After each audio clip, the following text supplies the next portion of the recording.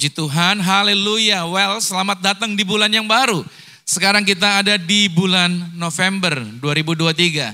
Dan tanpa terasa berarti 1 bulan ke depan kita akan mengakhiri tahun 2023. Artinya kita akan merayakan yaitu kegiatan bersama kita, kegiatan tahunan kita, yaitu kegiatan Natal. Well, terus berdoa saudara, terus melepaskan berkat, terus percaya bahwa segala yang terbaik Tuhan pasti sediakan buat setiap kita. Nah di bulan yang baru ini, di bulan November 2023, sekarang berarti kita dengan tema yang baru. Dan tema kita di bulan November ini adalah berbicara mengenai penyertaan Tuhan. Ya, kenapa tema ini kita angkat saudara? Karena memang sebenarnya tanpa penyertaan Tuhan akan sulit kita melihat ke depan. Tanpa penyertaan Tuhan akan lemah kita berhadapan dengan perubahan. Karena kemajuan zaman, kemajuan teknologi, dan kemajuan segala sesuatunya di dalam perkembangan zaman ini seringkali membuat segala sesuatunya berubah dengan cepat. Tanpa sadar ya kan, berita-berita yang di belahan dunia yang lain tiba-tiba sudah ada di gadget yang kita pegang dan kita bisa dengan cepat ya, yaitu mengaksep atau menerima berita-berita baru dan berita baru lagi. Bahkan saudara kita bisa melihat bahwa perkembangan zaman yang ada pun sebenarnya sometimes kita juga nggak ready untuk mengikutinya. Nah itu sebabnya kenapa Anda dan saya perlu mengingat baik bahwa tanpa penyertaan Tuhan kita akan kesulitan untuk mengikuti perubahan-perubahan zaman yang ada.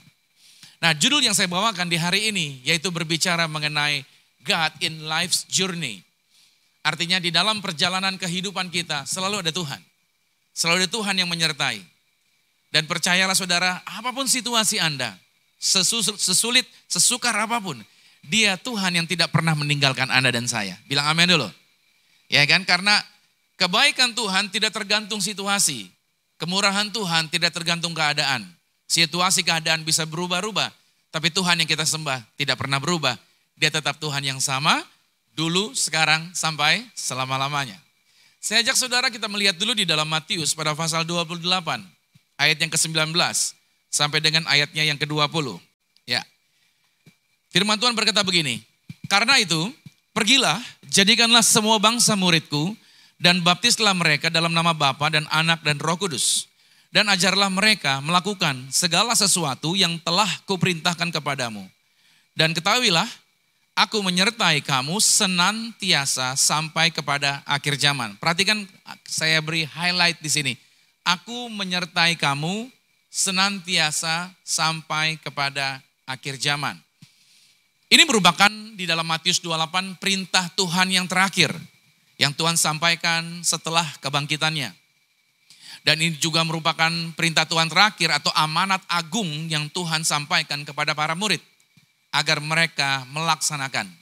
Jadi saudara catat baik, yang namanya amanat, yang namanya perintah itu wajib untuk dilakukan. Itu bukan sebuah penawaran, tapi sebuah keharusan.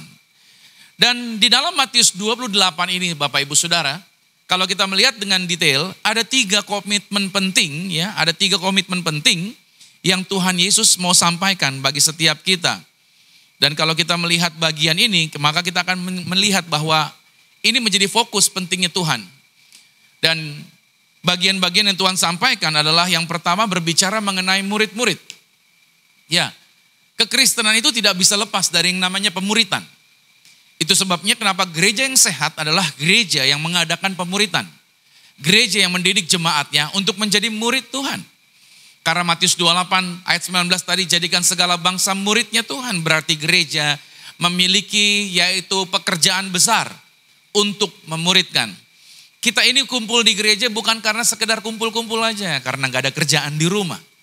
Lantas kita sama-sama ada di gereja. Yuk kita kumpul yuk. Bukan. Tapi kita ada di gereja karena mau dimuridkan. Concern yang pertama di dalam Matius 28 itu berbicara mengenai pemuritan. Lalu concern yang kedua adalah mengenai baptisan. Jadi Tuhan Yesus mengarahkan orang bukan sekedar saja dimuridkan, tetapi mereka harus hidup dalam pertobatan. Karena bicara mengenai baptisan itu artinya orang itu mau hidupnya berubah. Yang lama sudah berlalu, yang baru sekarang datang. Hidup dalam pertobatan adalah mau berkomitmen untuk meninggalkan kehidupan yang lama dan bergerak dalam kehidupan yang baru bersama dengan Tuhan. Lalu concern yang ketiga itu berbicara mengenai pengajaran. Artinya tidak pernah bisa lepas tentang yang namanya pengajaran.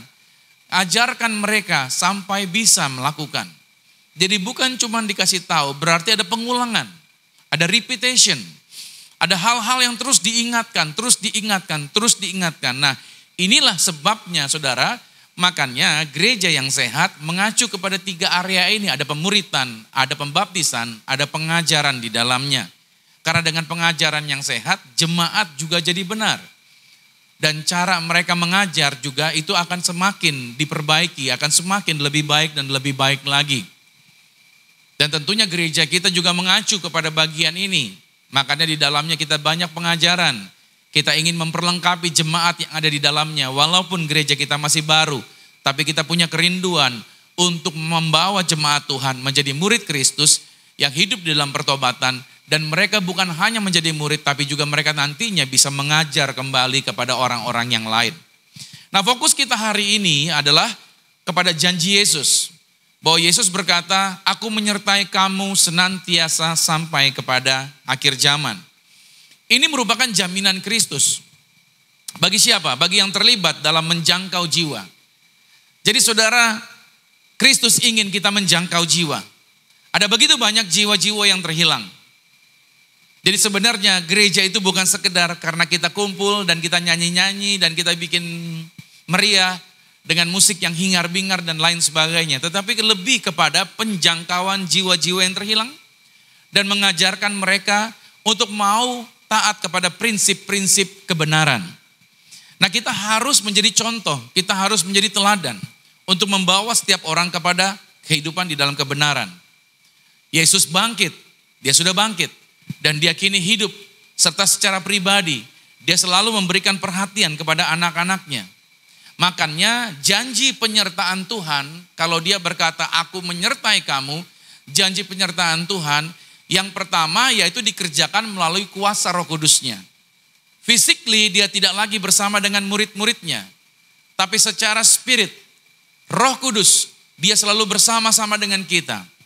Kalau secara fisik dia terbatas, bila mana dia ada di Yerusalem, dia tidak ada di Betsaida. Bila mana dia ada di sebuah kota, maka dia tidak ada di kota yang lain. Tapi ketika Roh Kudus turun, begitu Roh Kudus bekerja, maka penyertaan Tuhan itu bekerja dengan maksimal. Pekerjaan Tuhan menjadi efektif. Dan Roh Tuhan yang memberitahukan kepada kita bahwa dia selalu hadir bersama dengan kita. Yohanes 14 berkata begini pada ayat yang ke-16. Akan ada begitu banyak ayat yang saya bagikan buat saudara.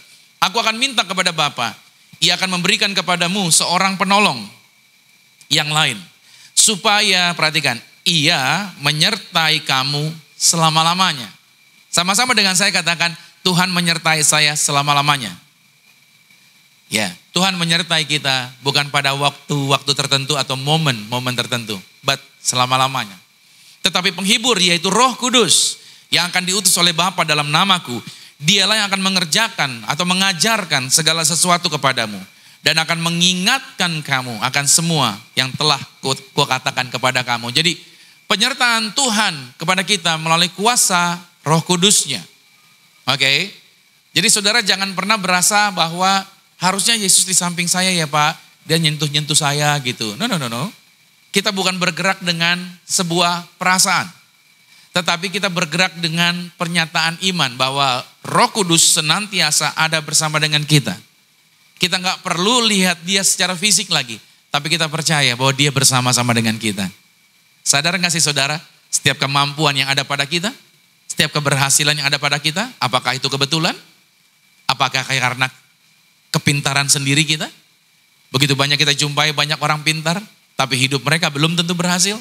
Tapi kalau saudara hari ini saudara bisa berhasil, saudara bisa melakukan hal-hal yang tidak pernah terpikirkan sebelumnya, saudara bisa melakukan hal-hal yang luar biasa, itu bukan karena pekerjaan saudara, tapi itu karena pekerjaan Roh Tuhan yang bekerja di dalam hidup saudara. Itu memberikan bukti buat kita. Saya membuktikan diri saya sendiri. Saya bukan seorang yang gampang berdiri di depan orang. Saya agak kesulitan memimpin orang. Saya kesulitan menatap wajah orang atau menatap mata seseorang pada waktu berbicara. Saya mudah cemas, saya tidak percaya diri dan lain sebagainya. Tapi kalau hari ini saya bisa menjadi gembala sidang, berdiri di hadapan saudara, bisa menyampaikan firman Tuhan, saya yakin dan percaya ini karena pekerjaan Roh Kudus di dalam hidup saya. Kalau Tuhan bisa memakai saya sampai hari ini, Tuhan yang sama melalui kuasa Roh Kudusnya, dia tetap bisa menyertai saya dan dia juga tetap bisa menyertai saudara dimanapun Anda berada. Amin. Itu penyertaan Tuhan melalui kuasa Roh Kudusnya. Berikutnya penyertaan Tuhan melalui apa? Melalui firman-Nya. Jadi firman yang disampaikan hari ini, firman yang saudara baca di rumah Anda, di tempat manapun, melalui gadget Anda, itu merupakan penyertaan Tuhan juga melalui firman-Nya. Karena Tuhan memberitahukan kepada kita, karena ketika firman Tuhan disampaikan, hati kita tenang. Ketika firman Tuhan disampaikan, pikiran kita menjadi jelas, kita mau berpikir seperti apa. Yohanes 14 ayat 23 berkata begini, jawab Yesus, jika seorang mengasihi aku, ia akan menuruti firman-Ku, dan Bapa-Ku akan mengasihi dia, dan kami akan datang kepadanya, dan diam bersama-sama dengan dia. So, penekanan ini saya berikan kepada saudara, untuk saudara ingat tentang penyertaan Tuhan ini, bahwa apapun keadaan saudara hari ini, saya nggak tahu situasi apa yang sedang Anda hadapi, tapi kita semua pasti punya problemnya masing-masing. Kita semua punya pergumulan kita masing-masing. Tetapi ini saya mau katakan, walaupun situasi Anda mungkin hari ini Anda lemah, mungkin Anda hari ini berkekurangan, mungkin Anda dalam posisi yang rendah, atau dalam tampaknya posisi Anda tidak penting, atau situasi Anda nggak penting. Tapi hari ini ada janji Tuhan yang Tuhan katakan bahwa Tuhan mempedulikan kehidupan Anda.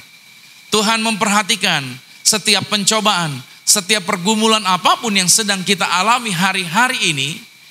Tuhan Yesus menjaminkan bahwa Dia selalu menyediakan kasih karunia yang memadai untuk kita bisa melewati situasi terburuk sekalipun di dalam kehidupan kita. Dia Tuhan yang menyertai kita. Penyertaan Tuhan bukan hanya karena saudara baru dapat bonus. Penyertaan Tuhan bukan hanya karena saudara mungkin tadinya belum punya anak, saudara bisa punya anak. Penyertaan Tuhan bukan sekedar kalau saudara tadinya jomblo sekarang sudah punya pasangan. Penyertaan Tuhan bukan sekedar sepertinya hubungan rumah tangga Anda baik-baik saja. Tapi penyertaan Tuhan juga bisa terjadi pada saat situasinya tidak benar atau tidak baik atau tidak menguntungkan sekalipun di dalam kehidupan kita. Seringkali kita bahkan berhadapan, dan saya membuktikan sampai hari ini ada begitu banyak hal-hal yang tidak menguntungkan sepertinya di dalam pemandangan saya. Awal-awal mungkin saya sempat protes sama Tuhan, kenapa begini, kenapa begitu. Tapi begitu saya menjalani dan saya masuki terus perjalanan tersebut, akhirnya saya bersyukur malahan. Saya berterima kasih justru dengan keadaan yang tidak menguntungkan, sebenarnya itu menguntungkan. Ketika saya melihat dari cara Tuhan melihat, ketika saya memandang dengan kacamatanya Tuhan. Makanya Tuhan menyediakan kasih karunia-Nya agar kita bisa melewati situasi yang kelihatannya berat tadi.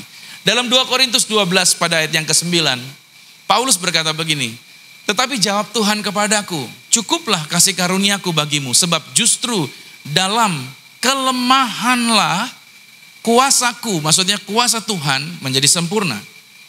Dan Paulus berkata, sebab itu terlebih suka aku Paulus bermegah bukan atas kelebihan, tapi bermegah atas kelemahanku. Supaya apa? Supaya kuasa Kristus turun menaungi aku. Ajaib.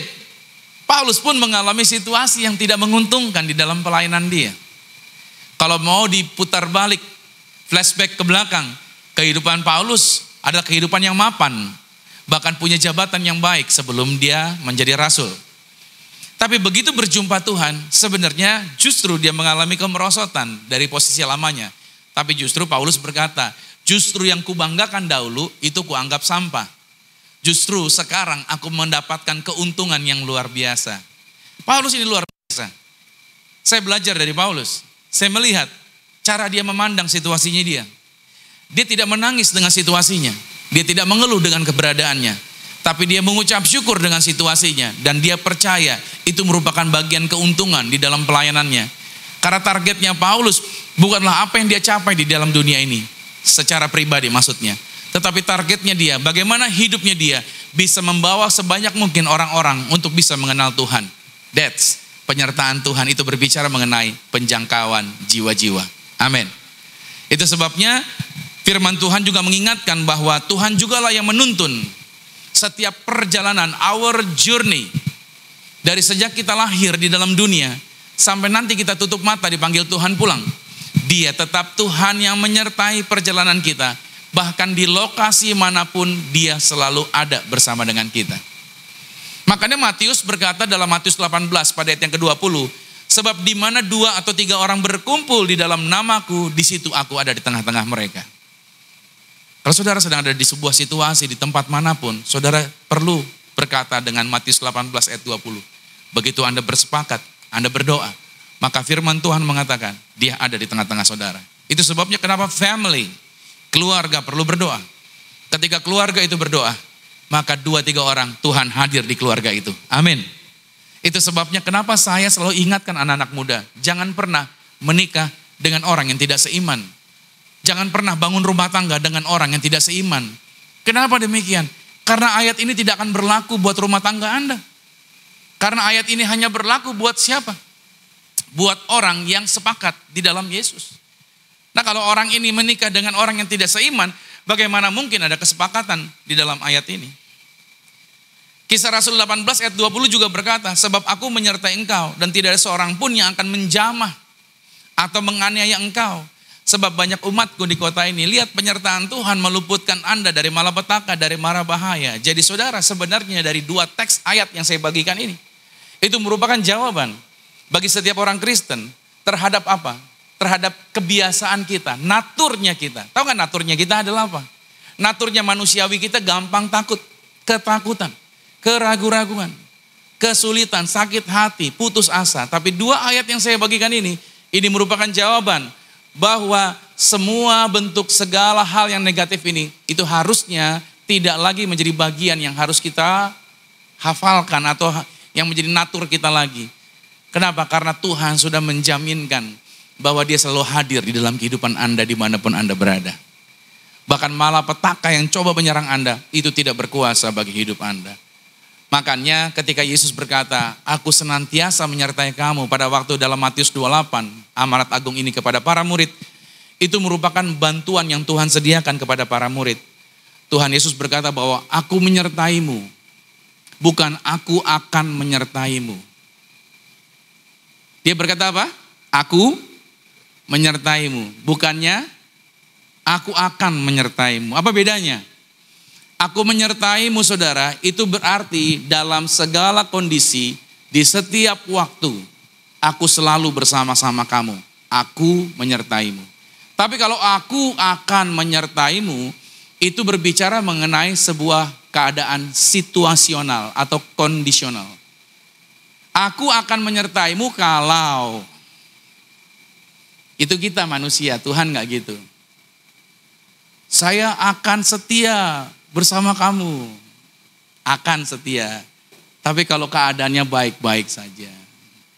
Tapi kalau keadaan tidak baik, ya kita pertimbangkan ulang. Nah itu dia. Kalau manusia begitu. Waktu saya bangun awal gereja, ada begitu banyak orang yang bersemangat. Saya dukung Pak Romi, saya akan dukung Pak Romi, saya akan berjalan bersama Pak Romi. Dan saya menjumpai orang-orang yang teriak begitu, pada akhirnya hari ini udah gak ada lagi. Jadi saudara jangan cepat bangga sama orang yang cepat mendukung. Saya akan dukung Anda, saya akan dukung gitu. Itu kampanye. Makanya saya gak mau terlalu percaya sama orang yang langsung bilang saya akan gitu.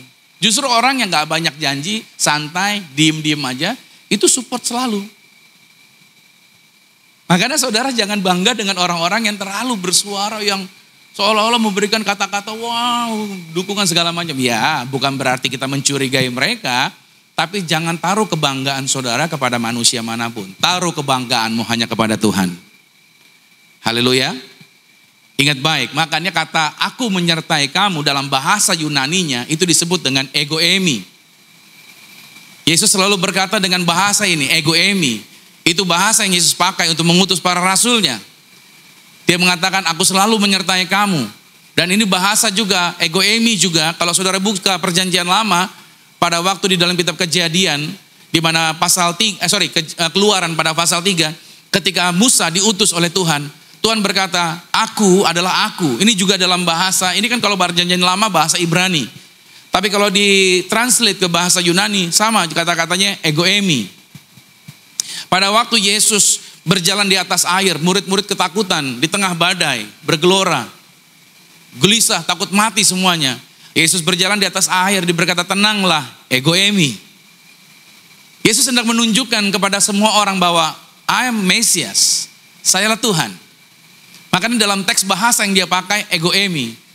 Lebih menarik lagi memang kalau ketika murid-murid ketakutan dengan badai dan lain sebagainya, itu dengan gambar yang video yang lebih menarik, dengan video gambar wah badai.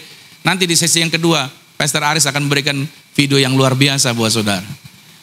Tapi yang jelas artinya saudara, Tuhan mau ucapkan buat setiap kita bahwa Dia adalah Tuhan bagi setiap kita di segala situasi.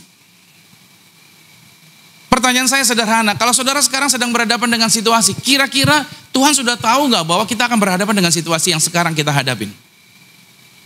Tuhan sudah tahu nggak? Tahu atau tidak? Tahu.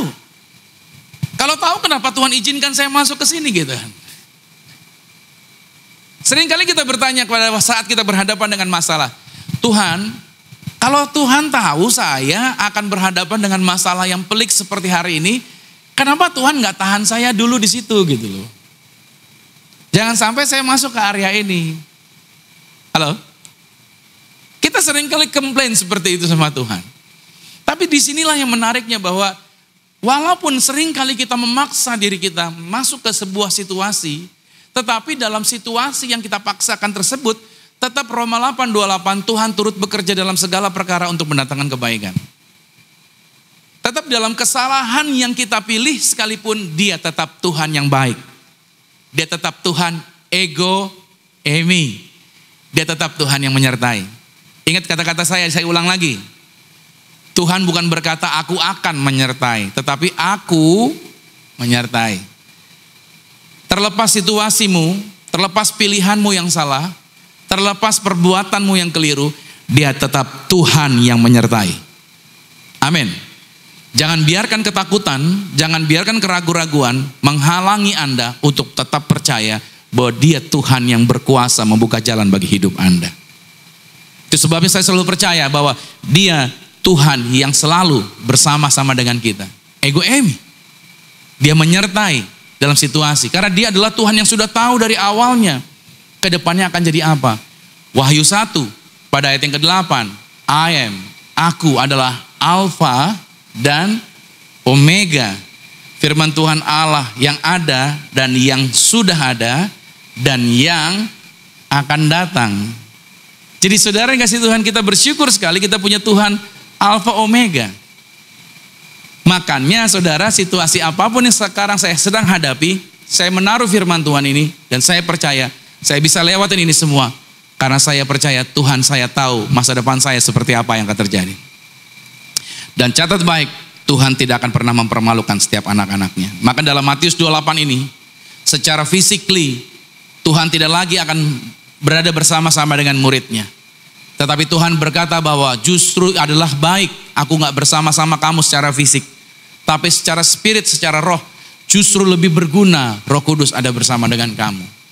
Yohanes 16 ayat 17, namun benar yang kukatakan ini kepadamu adalah lebih berguna bagi kamu jika aku pergi secara fisik. Sebab jikalau aku tidak pergi, penghibur itu tidak akan datang kepadamu. Tetapi jikalau aku pergi, aku akan mengutus Dia kepadamu. Saudara yang kasih Tuhan, berarti sekarang dimanapun Anda berada, percayalah, ada Roh Kudus bersama dengan saudara. Bilang amin. Tapi saya masuk rumah sakit Pak, tetap Roh Kudus ada bersama dengan Anda. Tapi saya dikejar-kejar debt collector Pak, tetap Roh Kudus ada bersama dengan Anda. Tapi saya ngejar Pak, ada kejar ini Pak, saya deg-degan nih Pak, kenapa? Karena saya ngejar jatuh tempo Pak. Gak apa-apa, tetap ada Roh Kudus bersama dengan saudara. Ya kan? Saudara mungkin ketakutan-ketakutan yang lain dan lain sebagainya, tetap Roh Kudus ada bersama dengan saudara. Pertanyaannya, mengapa Tuhan memberikan jaminan penyertaan ini buat setiap kita di dalam perjalanan kehidupan kita? Kenapa Dia memberikan jaminan ini? Jawaban yang pertama, agar kita mampu melewati kesulitan-kesulitan yang ada di depan. Hidup ini gak semuanya cerah ceria. Yesus tidak pernah berkata begini, firman Tuhan tidak pernah menjanjikan perjalananmu akan indah terus. Selalu ada bunga-bunga di sepanjang perjalanan. Tapi Yesus berkata, dalam segala situasi, even ada kerikil tajam sekalipun, kata Tuhan, Aku akan tetap menyertai kamu, bahkan kamu akan aku gendong sampai rambut kamu putih. Wow. Itu firman Tuhan, sampai rambut putih kita digendong sama Tuhan. Makanya salah satu teman bilang begini, lu jangan cat rambut loh. Firman Tuhan bilang hanya yang rambut putih yang digendong. Kalau rambut putih lu cat, lu gak digendong Tuhan katanya. Ada teman ekstrim seperti itu saudara. Apakah begitu? Di hadapan Tuhan kita tampil apa adanya. Walaupun saudara dipermak segala macam, walaupun saudara sudah ke Korea, rubah rahang, rubah hidung, rubah bibir dan lain sebagainya, tetap. Makanya anak-anak muda, kalau saudara ketemu dengan pasangan yang tampan, dengan pasangan pasangan Anda yang cantik, please, Anda jangan langsung jatuh cinta dulu. Coba scroll ke belakang, lihat media sosialnya 8 tahun, 10 tahun yang lalu. Sama gak mukanya seperti itu? Kalau 8-10 tahun yang lalu ternyata dia wajahnya tidak seperti itu, ternyata dia wajahnya jauh seperti langit dan bumi, dan hari ini dia ganteng, hari ini dia tampan atau cantik. Hati-hati, ketika saudara menikah dengan dia, anak saudara tidak mengikuti bentukan yang sekarang. Anak saudara akan mengikuti gen yang aslinya. Dia akan mengikuti gen yang aslinya. Karena ada cowok ganteng, married sama cewek cantik, wah dia dapat cewek cantik. Begitu married anaknya jelek. Jangan jelek deh, unik. Tuh cowok bilang ini bukan anak gue gitu kan. Kok gak kayak bapaknya, kok gak kayak mamanya gitu kan. Anak siapa nih gitu. Gak taunya istrinya hasil operasi gitu saudara. Jadi ya sudah mau bilang apa. Jadi saran saya, saudara yang akan menikah lebih baik ya kan, bibit bobot bebet orang Indonesia itu benar juga ternyata ya. Cek dulu baik-baik semuanya ya, mundurin dulu dengan media sosial dia. Makanya situasi sulit akan ada di depan kita. That's why Tuhan Yesus berjanji, aku sertai kamu. Karena kamu akan berhadapan dengan badai. Kamu akan berhadapan dengan kesulitan, tapi aku tidak akan pernah meninggalkan kamu. Yesaya 43 pada ayat yang kedua dikatakan begini. Apabila engkau menyeberang melalui air, aku menyertai engkau. Atau melalui sungai-sungai, engkau tidak akan dihanyutkan. Apabila engkau berjalan bahkan even lewat api sekalipun, ya kan? Itu lagu, saudara, lagu Jujur itu salah satunya teksnya. Bahkan di dalam api pun ku kan menyembahmu. Ini kedewasaan rohani. Apabila engkau berjalan melalui api, engkau tidak akan dihanguskan, dan nyala api tidak akan membakar engkau. Yang percaya ayat ini katakan amin. Saudara, penyertaan Tuhan bukan hanya dalam situasi yang kayaknya baik-baik aja. Sometimes, bahkan dalam pelayanan, kita bisa ketemu dengan situasi yang gak baik. Peristiwa di Timur Tengah itu tidak tinggal di sana, saudara. Impactnya bisa datang ke Indonesia. Sebab itu saya katakan sama saudara, beberapa bulan ke depan kita gak tahu situasi apa yang akan terjadi. Hari ini saja sudah ada demo, saudara, di Monas. Mengenai bela dan lain sebagainya. Tapi hari ini saya mau ingatkan sama saudara, situasi sulit mungkin akan tampak di depan. Gereja mungkin akan menghadapi tantangan yang baru. Gereja akan mungkin menghadapi tantangan-tantangan yang lebih lagi. Orang-orang Kristen sekarang menghadapi ujian, cobaan dan lain sebagainya. Tapi sebagai hamba Tuhan saya mau ingatkan saudara, janji Tuhan kita tetap disertai Tuhan dalam segala situasi yang kita hadapi. Amin. Itu sebabnya sebagai hamba Tuhan, sebagai gembala, saya mau ingatkan kepada saudara, kemanapun saudara berada, kita buktikan kuasa Tuhan. Anda perlu mempraktekkan kuasa Tuhan dengan sakramen minyak ini, saudara-saudara bisa praktekkan. Anda tidak akan celaka, Anda tidak akan marah bahaya.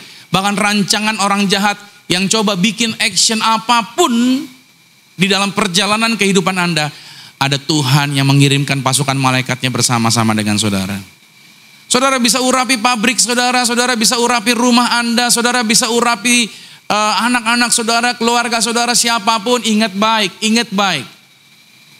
Perang yang di sana tidak diam di sana, itu bisa bergeser kemana-mana.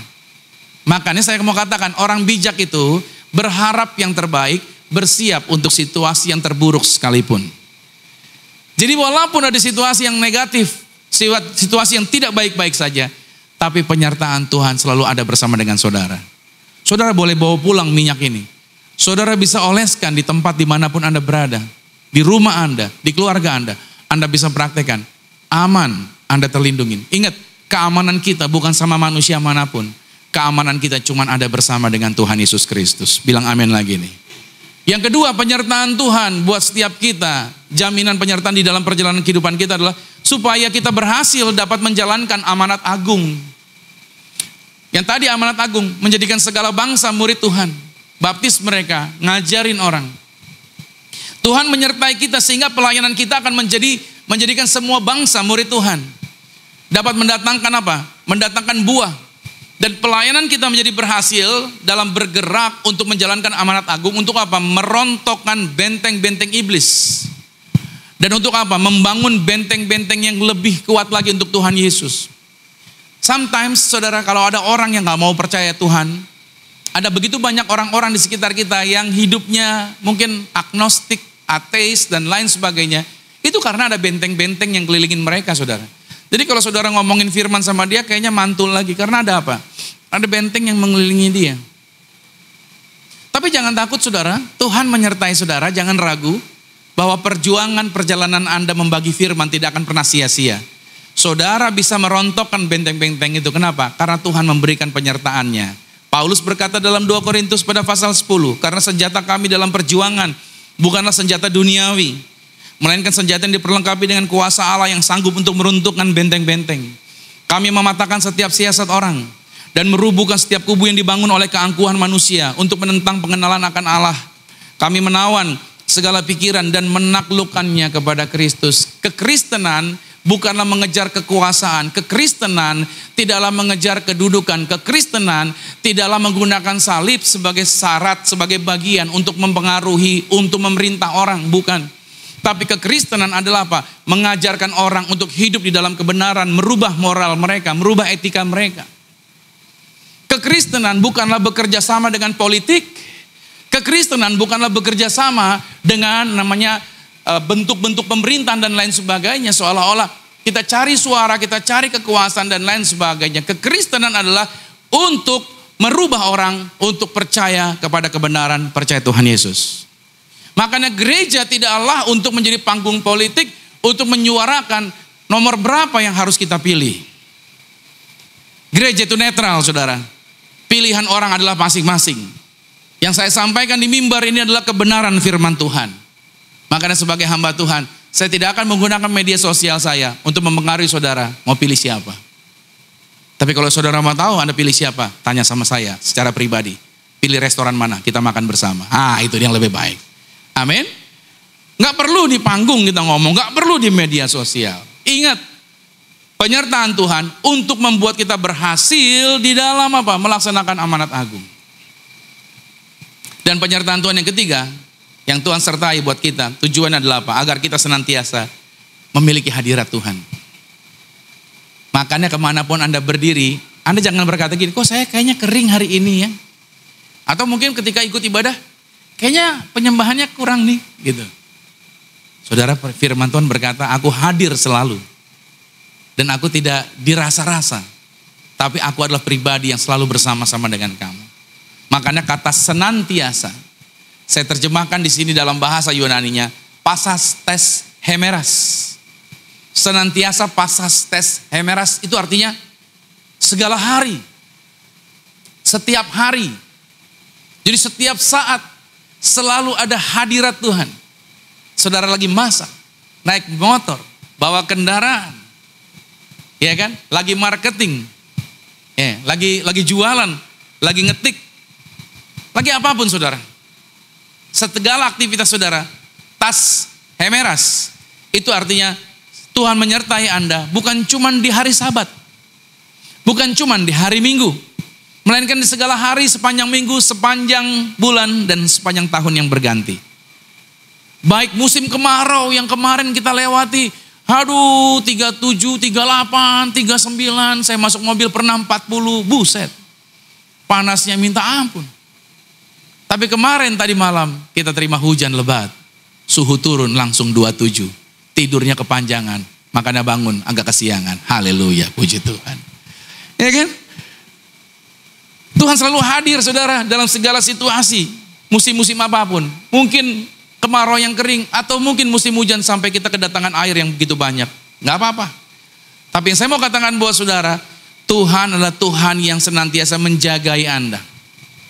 Itu sebabnya saudara, Tidak pernah satu hari pun, tidak pernah satu jam pun yang dilalui gereja, yang dijalani anak-anak Tuhan tanpa penyertaan Tuhan.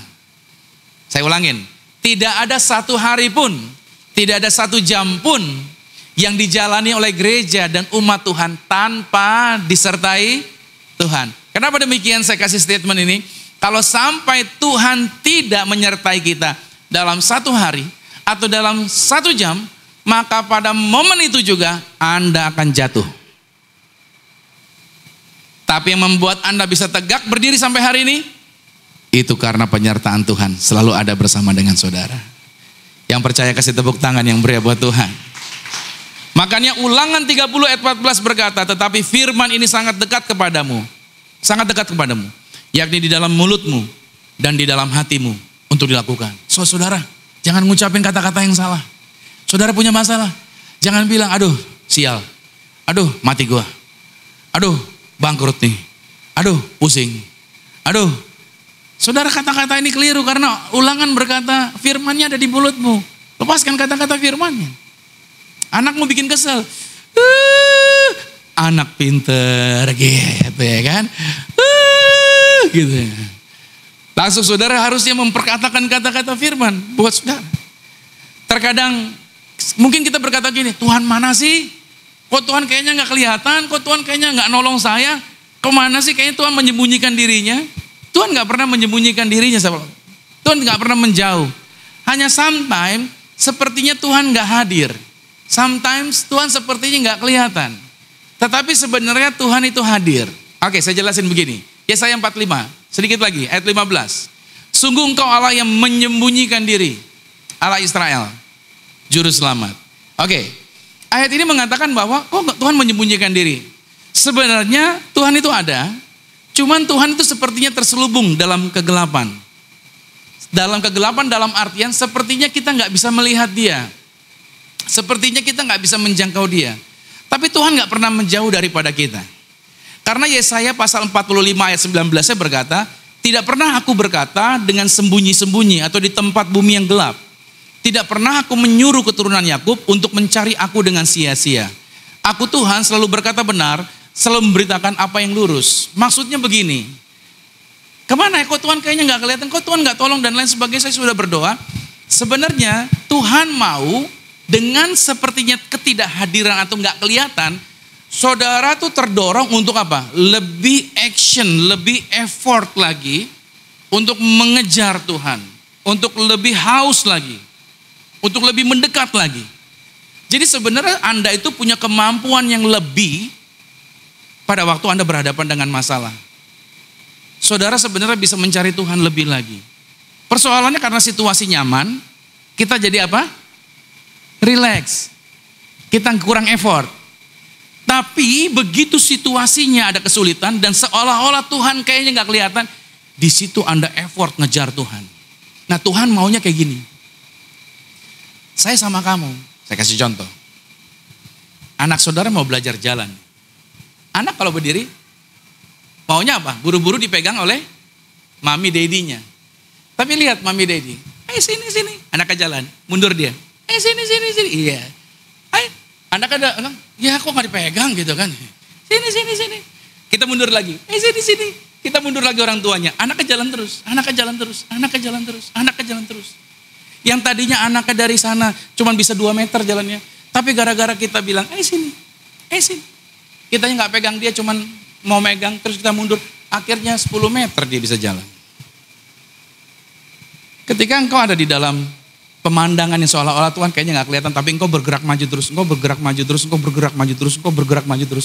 Tahu gak saudara? Tanpa sadar. Saudara telah melewati berbagai level di depan saudara yang tadinya saudara pikir kayaknya susah deh sampai sono deh. Tapi begitu saudara berdoa dan percaya, saya percaya Tuhan, tolong saya percaya Tuhan, tolong saya. Saudara bisa lewatin 1 step, 2 step, 3 step, 4 step, tanpa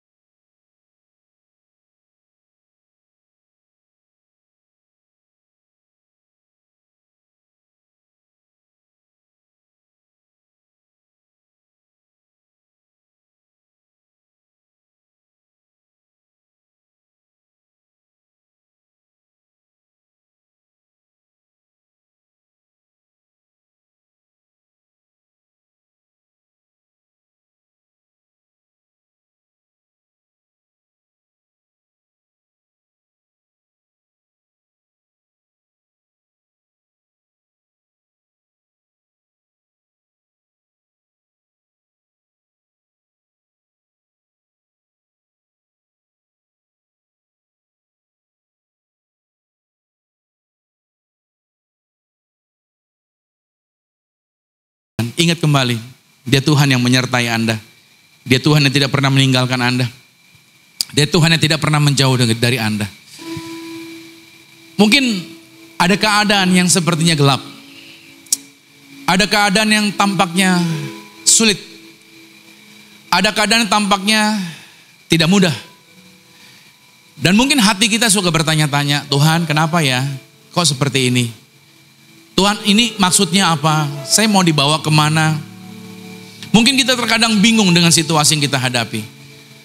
Tapi pada saat pagi hari ini firman Tuhan, Dia hadir dalam penyertaannya buat setiap kita melalui kuasa Roh Kudus-Nya. Melalui firman-Nya Dia berbicara buat kita. Dia mau agar setiap kita anak-anaknya kejar Dia. Bangun terus hubungan dengan Tuhan. Dalam hidup ini kita gak semuanya selalu kelihatan baik-baik saja. Sometimes kita berhadapan dengan situasi yang tidak menguntungkan. Tapi percayalah, aku menyertaimu, ego emi. Dia selantiasa, setiap waktu, setiap hari, setiap jam. Dia tidak pernah melepaskan Anda. Tuhan ingin kita semua menyadari bahwa amanat agung Tuhan untuk menjadikan segala bangsa murid itu merupakan bagian daripada pekerjaan pelayanan kita. Bukan tugas hamba Tuhan saja, bukan cuma tugas gereja secara universal, tapi gereja secara pribadi, yaitu Anda dan saya dipanggil untuk menyaksikan kebenaran Tuhan. Jadikan hidup Anda saksi, jadikan kehidupan Anda menjadi cerita biar orang bisa melihat Yesus di dalam hidup Anda. Itu sebabnya Tuhan menyertai kita di dalam perjalanan ini. Dan Tuhan juga mau menyatakan hadiratnya tidak pernah berhenti. So ketika Anda angkat tangan, pada saat Anda menyembah, percayalah hadirat Tuhan melingkupi Anda. Hadirat Tuhan memampukan Anda. Hadirat Tuhan akan membawa Anda ke level-level yang lebih lagi.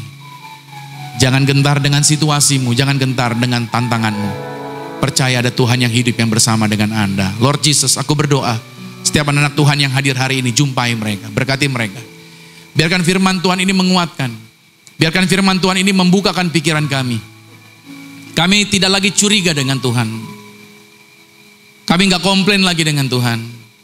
Pada saat kami berhadapan dengan masalah. Ketika kami berdiri dengan pergumulan-pergumulan yang ada di depan. Tuhan yang menjaminkan adalah Tuhan yang menyertai. Sampai selama-lamanya. Di segala keadaan. Di setiap situasi. Kau Bapa yang hebat. Kau Tuhan yang luar biasa. Terima kasih buat kekuatan. Terima kasih buat sukacita yang Tuhan limpahkan buat kami.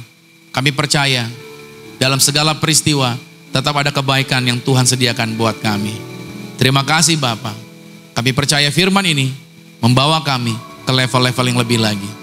Dan kami mengimani Tuhan yang menyertai tidak pernah meninggalkan kami. Terpujilah nama Tuhan dalam nama Bapa, Anak dan Roh Kudus, dalam nama Tuhan Yesus Kristus. Kita semua yang diberkati, sama-sama kita katakan amin. Kita beri tepuk tangan yang meriah bagi Tuhan. Luar biasa, kita percaya saudara, sekalipun kita seringkali merasa bahwa Tuhan meninggalkan kita atau Tuhan tidak ada bersama-sama dengan kita kalau kita pilih jalan yang salah saudara. Tapi kebenaran firman Tuhan mengatakan sekalipun kita tidak merasakan kehadiran Tuhan, tapi Tuhan selalu hadir dan Dia tidak pernah sekali-kali meninggalkan kita. Boleh kita sama-sama siapkan hati dan pikiran kita untuk kita mau masuk ke dalam sakramen perjamuan kudus.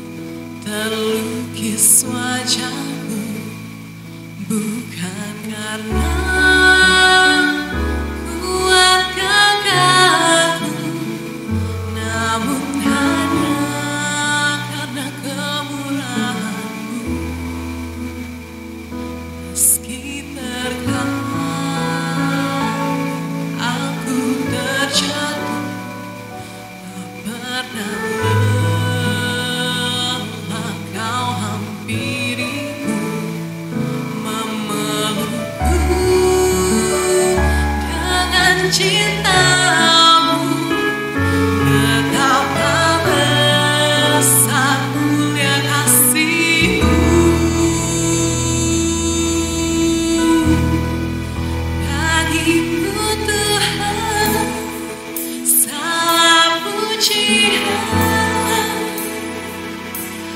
honor kemuliaan, tiada ternilai, salibmu Tuhan, sungguh berharga Engkau, Yesus.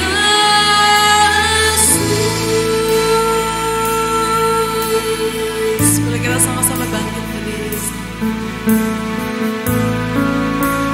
Sama-sama kita katakan, meski terkadang, meski terkadang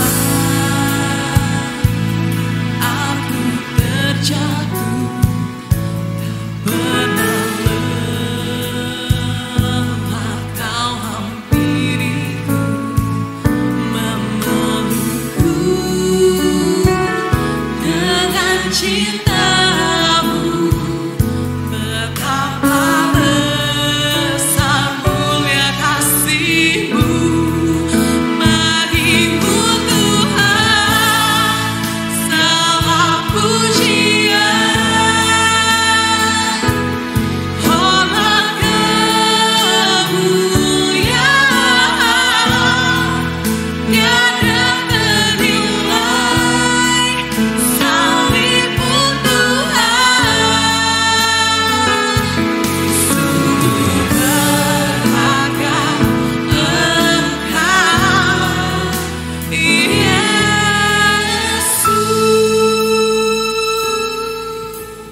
Mari kita siapkan roti dan anggur di tangan kita. Kita percaya mujizat Tuhan pasti terjadi, amin. Kita percaya penyertaan Tuhan tidak pernah meninggalkan anak-anaknya.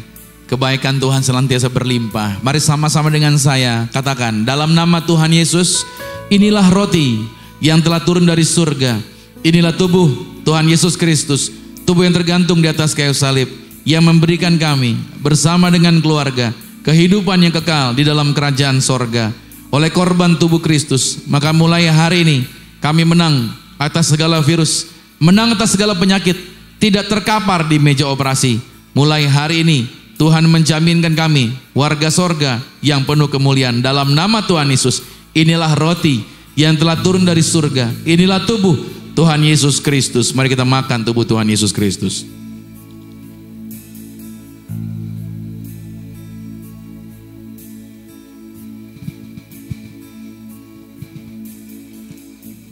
Mari kita angkat anggur ini. Mari bersama-sama dengan saya katakan, dalam nama Tuhan Yesus, inilah darah Yesus Kristus, darah yang tercurah, darah yang tertumpah di atas kayu salib sebagai perjanjian yang baru dan yang kekal. Oleh korban darah Yesus, maka mulai hari ini kami menang atas segala penyakit, menang atas segala penderitaan. Kami dijaminkan sebagai warga sorga, punya rumah di bumi, punya rumah di sorga, tidak mengembara. Silakan mulai saat ini, pasukan malaikat, jagai kami, proteksi kami. Aku tolak celaka, aku tolak malapetaka, aku tolak mara bahaya.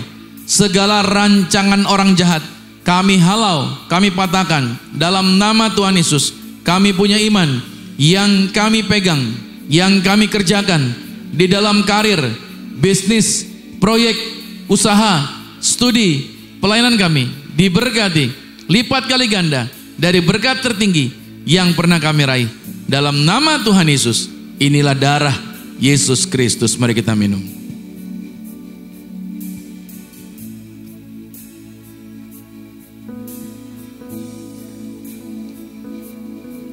Di tangan kami ada minyak. Tuhan yang mengajarkan kuasa bahwa apapun situasinya, apapun tantangannya, bahkan serangan kuasa gelap, roh jahat yang coba bikin kekacauan menyerang orang percaya, kami percaya, kami dijagai pasukan malaikat. Kami menang atas setan-setan, menang atas kuasa gelap. Sama-sama katakan, dalam nama Tuhan Yesus, inilah minyak urapan. Setiap tetes saya punya kuasa ngusir setan, dan setiap oleh saya punya kuasa mendatangkan mujizat. Dalam nama Tuhan Yesus, inilah minyak urapan. Anda boleh teteskan atas kepala, dan setiap pot, setiap botol ini menjadi minyak urapan. Anak-anak Tuhan bawa pulang kuasa Tuhan, mujizat Tuhan mereka nyatakan dalam nama Yesus. Proteksi, perlindungan Tuhan ada bersama dengan mereka. Dalam nama Tuhan Yesus, inilah minyak urapan. Terima kasih Tuhan buat kuasamu, buat mujizatmu, buat pertolongan-Mu. Maka sebentar kalau setiap kami akan pulang, setiap kami dijagai pasukan malaikat, tiba di rumah kami tanpa kekurangan apapun juga. Berdoa juga Tuhan memberkati bangsa kami Indonesia, dari Papua sampai dengan Aceh, Miangas, Pulau Rote, Nusantara diberkati, setiap kota-kota di Indonesia aman. Kami doa, kami tolak segala bentuk yaitu kekacauan ataupun teror, rancangan orang jahat yang bikin kegaduhan. Dalam nama Tuhan Yesus tidak terjadi atas Indonesia. Indonesia penuh damai sejahtera, Indonesia penuh kemuliaan, Indonesia dalam lawatan Tuhan. Berkati para pemimpin bangsa, dipimpin dalam roh hikmat dan kebijaksanaan, mengambil keputusan bukan untuk kelompok golongan tertentu, tapi untuk kepentingan bangsa dan negara. Terima kasih buat setiap jemaat Tuhan yang sudah memberikan korban syukur. Tangan-tangan mereka diberkati, apa yang mereka korbankan digantikan Tuhan lipat kali ganda. Diberkati dalam segala kelimpahan, mujizat Tuhan terjadi atas kehidupan mereka. Maka terima kasih Tuhan Yesus Kristus. Dan sebentar kalau kami akan pulang, kami percaya menerima berkat-berkat Tuhan. Kekasih Kristus, arahkan hati, aminkan setiap berkat ini menjadi milik kita. Dipercayalah bahwa setiap berkat ini, mujizat ini tercurah buat setiap anak-anaknya. Satu firman Tuhan, Amsal 18 ayat 21 mengatakan bahwa hidup dan mati dikuasai lidah, siapa suka menggemakannya akan memakan buahnya.